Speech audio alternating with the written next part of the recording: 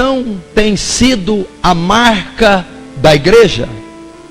A oração tem sido a marca do cristão.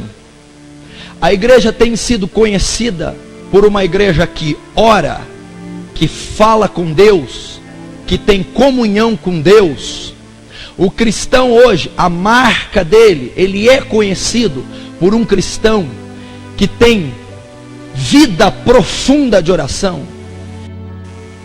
A grande verdade é que a igreja moderna é uma igreja que não ora. Se você nota nas reuniões, cultos da igreja, as reuniões e os cultos que menos vêm pessoas são as reuniões de oração. Não seria isso o caso de tanto escândalo dentro da igreja?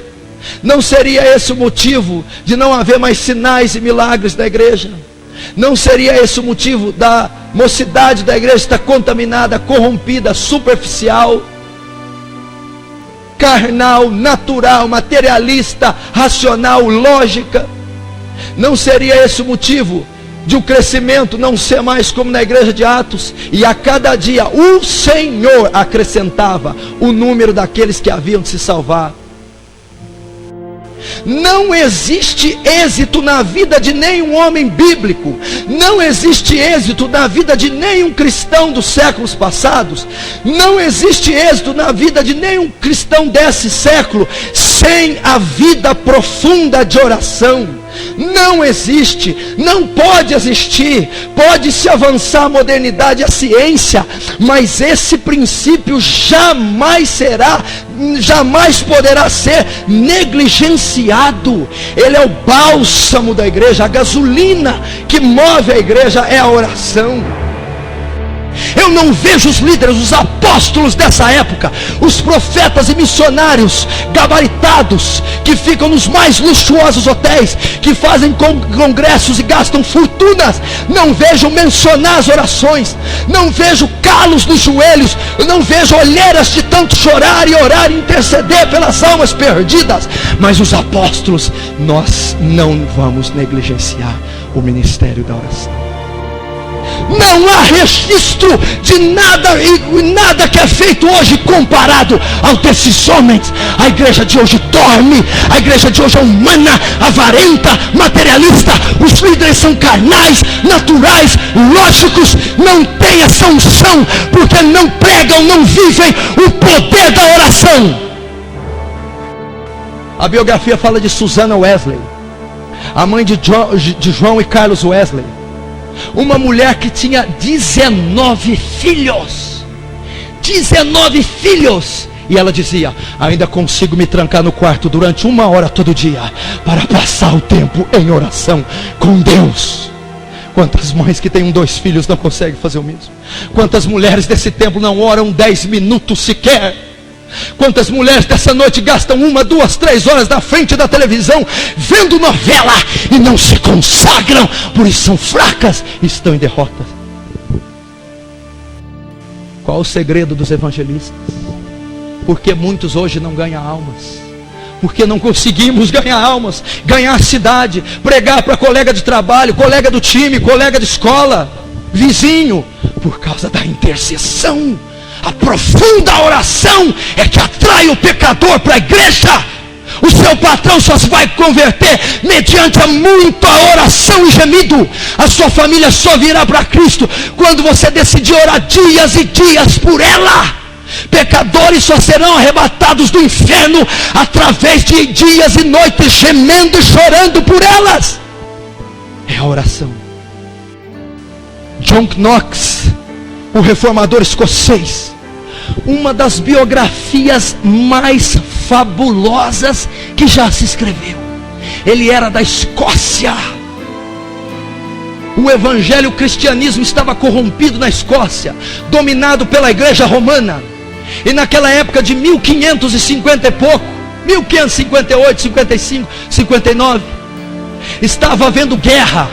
E o principal inimigo da Escócia era a Inglaterra, regida pelo Império Monarca.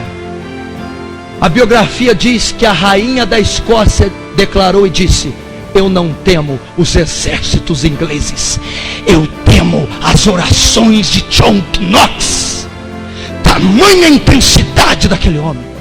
A biografia diz que ele parte da Escócia, e depois, quando ele volta em 1559, ele volta para a Escócia. Toda a Escócia havia sido dominada pelo catolicismo romano, pela igreja romana. A história mostra que um ano depois, em 1560, o parlamento declara a religião do país, o protestantismo, pelas orações e influência de John Knox. Olha o que a oração pode fazer, olha o que um homem pode fazer. A biografia diz que a mulher o chamava para comer, ele dizia: como eu posso comer com a minha nação perdida? Como eu posso ter fome? Eu tenho que orar. E ele dizia: Senhor, dá-me as almas da Escócia, senão eu morro. George Miller, o grande missionário dos orfanatos. Quem não conhece George Miller? A história diz que, sabe o comentário que faziam de George Miller? Quando esse homem ora, o céu fica em silêncio. Quantos de nós poderíamos ter um título desse? Quando fulano ora, o céu para ouvir a oração. Ore, gaste tempo em oração. A oração muda tudo. A oração te dá saúde, a oração te dá paz, a oração cura todas as feridas, a oração tira você da dependência química, a oração te dá um novo coração, a oração te dá alegria, prazer e razão de viver. Por quê, pastor? Porque a oração não é simplesmente gritar, berrar, falar. A oração é contato com Deus. A oração não é monólogo, é diálogo. A oração é entrar na presença de alguém. Quando você ora, você entra na presença de Deus. E Deus cura, e Deus liberta, Deus transforma, Deus penetra no âmago do seu ser. Deus pega o seu coração e cura todo trauma, toda ferida. Deus tira a química do seu sangue. Deus dá vida a seus ossos. Deus te cura durante a oração. Se você acha que uma pílula é eficaz, se você acha que uma injeção é eficaz, se você acha que um tratamento terapêutico, psicológico é eficaz, você ainda não experimentou o poder da oração, a eficácia de se passar tempos e tempos na presença de Deus.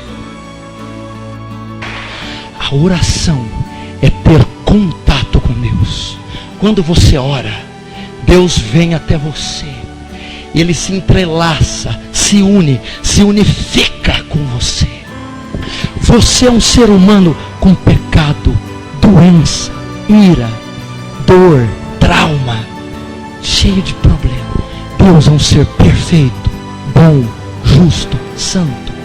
Quando Ele se une a você, não é a sua maldade que é transferida para Ele. Os atributos morais dEle, a saúde, a justiça, o amor, a paz dele, são transferidos a você.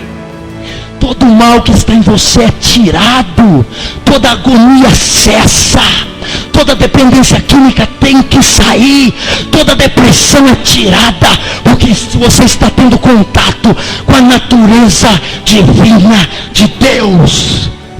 Essa é a oração.